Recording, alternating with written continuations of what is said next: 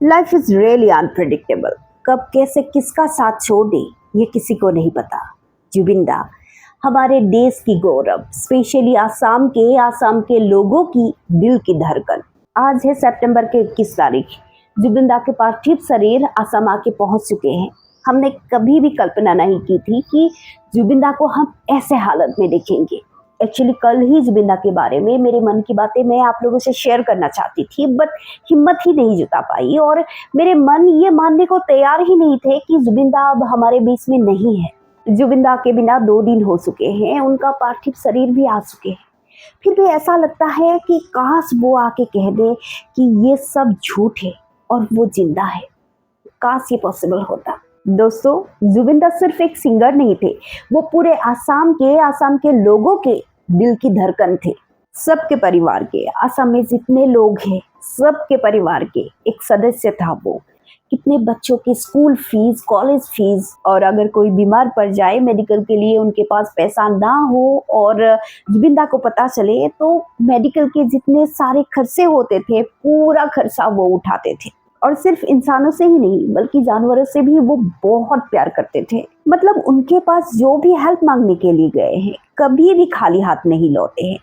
ऐसा महान इंसान, ऐसा महान आत्मा बहुत कम होते हैं और उनको खो के दुनिया ने एक महान इंसान को खोया है।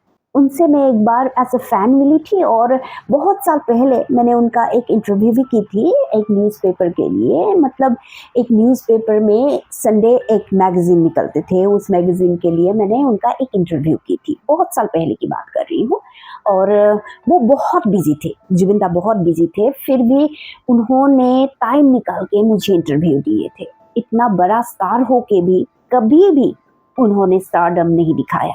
यंग जनरेशन के जितने लड़के लड़कियां हैं सबको अपने भाई बहन के जैसे ट्रीट करते थे वो, जैसे वो हम सब के बड़े भाई हो। Zubeenda, we adore you, we miss you a lot. काश वो सिंगापुर में नॉर्थ ईस्ट म्यूजिक फेस्टिवल में पार्टिसिपेट करने नहीं जाते, काश वो स्कूबा ड्राइविंग नहीं करते, क्या पता वो आज हमारे पास जिंदा होते। कहते हैं कि कलाकार का कला 50 इयर्स के बाद और ज्यादा निखर के आते हैं, पर हमारा जुबिंदा तो 52 इयर्स में ही चले गए। ये भी कोई जाने की उम्र होती है क्या?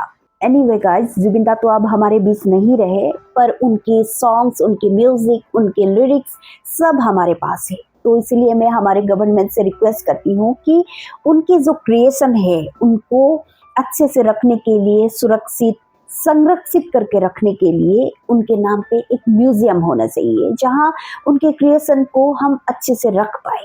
और उसके साथ साथ जुबिंदा के बारे में स्कूल्स में भी पढ़ाना चाहिए ताकि हमारे बाद जो जनरेशन आए उनको भी जुबिंदा के बारे में पता चले, उनके महानता के बारे में वो लोग भी अनुभव कर पाए। जुबिंदा तो फिजिकली हमारे पास नहीं है, पर उनकी अर्धांगिनी गरिमा वो हमारे पास ही है।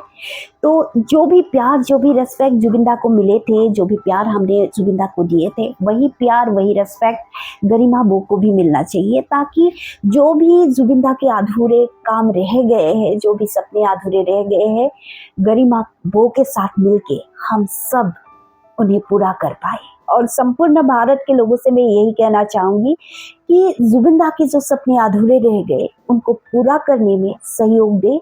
और जुबिंदा सिर्फ शारीरिक रूप से हमसे दूर गए हैं, आत्मिक रूप से वो हमारे साथ ही है।